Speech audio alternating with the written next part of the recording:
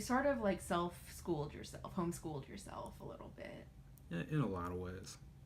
What do you wish, um, what did you wish that we were taught in school?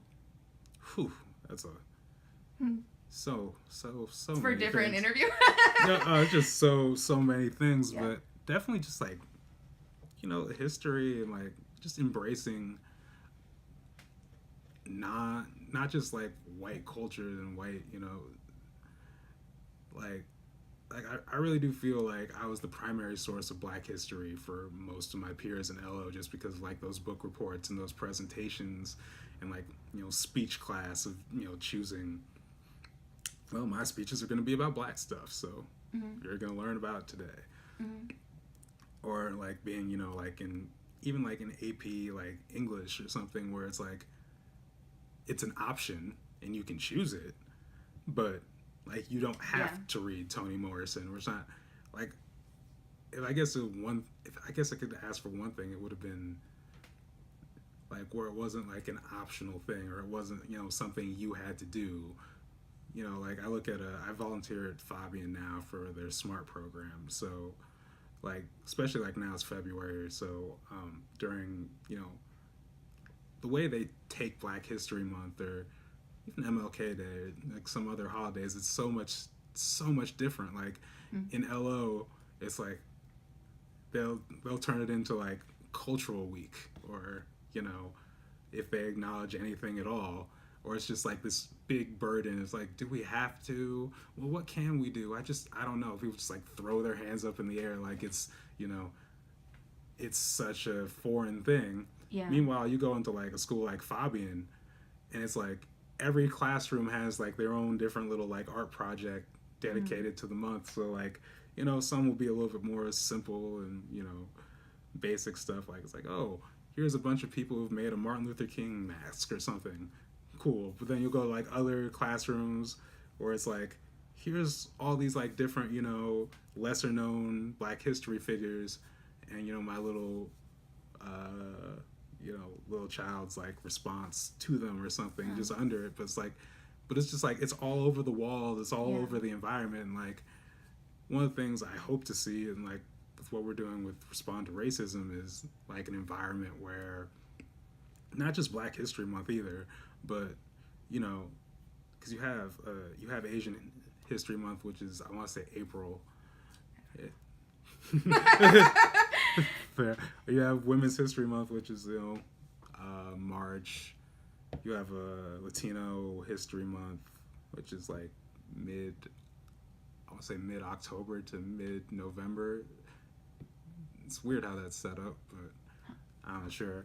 You have Native History Month, which I want to say is, or I should say Indigenous History Month, which I think is October. So don't quote me on that, but like these are like built-in things you could do where you could have that environment to where it's like when I walk into the school in October, we see all this like these art projects on the wall. We see all these things that students are doing, or you bring in speakers, or you bring in like when you do the assemblies.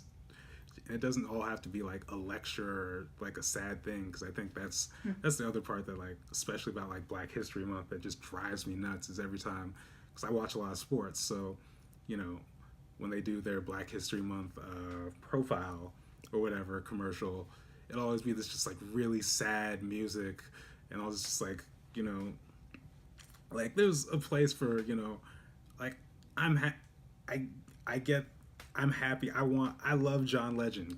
Get your money. But it's like they find like some sad John Legend song or sad somber John Legend song, and it's just like it all feels like the aesthetic of it is all just burden. Yeah. And we have to get through this, versus like it should be a celebration. It should be a celebration of contributions to this country, contributions to the society. Yeah. And these people did these interesting things. It doesn't just have to be like, it's not all, we need to highlight the struggle. We do. And even the way we do that doesn't necessarily have to be sad and somber. Yeah. Like, but. Well, it has to be a lot of things. Yeah. It can't just be like one thing. It has to be like a lot of things. And it's like, so I would like to see, if anything, like the schools just, and that's not even really like, it's kind of curriculum, because I would like to see it in the curriculum, Mm-hmm. and not just, not just history, not just social studies, but like, let's talk about people who made these contributions in science. Let's talk about this in math. Let's talk Mm-hmm. about this, like, you know let's integrate things into just like, so it's not just like something extra, because I feel like that's like an implicit tool that people use to kind of shut down these ideas, where it's Mm-hmm. like, yeah, but like, I get it from like, my wife is a teacher, so a gymnastics teacher, I should say, differentiate, but like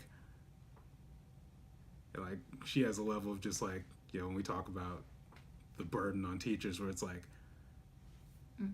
there is so much already, so like, one of the easy ways to say let's not do this is just like, okay, we're doing all these things, we're overworked, we're underpaid, but you're going to add something extra. We can't. And like, while it's frustrating on one hand, it's like, I do get, being overworked and underpaid and the stress of that. So my thing is saying, why don't we, because this stuff does integrate into the, other stuff we're learning anyway. It does integrate into math. It does. We learned Yeah. the Pythagorean theorem. Yeah. Pythagoras, or whatever his name was, stole that from, ancient Kemet or Egypt. And, I remember learning that in gents and just being like, ain't that but, or even like, you talk about like the development and like the, advancement of firearms, essentially because people took the math that they were traveling to, once again, Kemet or Egypt, to learn, and generated the weapons that would end up colonizing the world from that. Like, I think that's pretty relevant to what we're already learning in school. Yeah. So there are ways to make this so it's not extra. It's just in many cases filling in this information you didn't have there, and I think in a lot of ways it's more engaging than the way they teach it to us, because like it does. Yeah, the Pythagorean theorem does stick with you a little bit more when you also have that side story of, oh yeah, it was stolen. Like, Yeah. Yeah.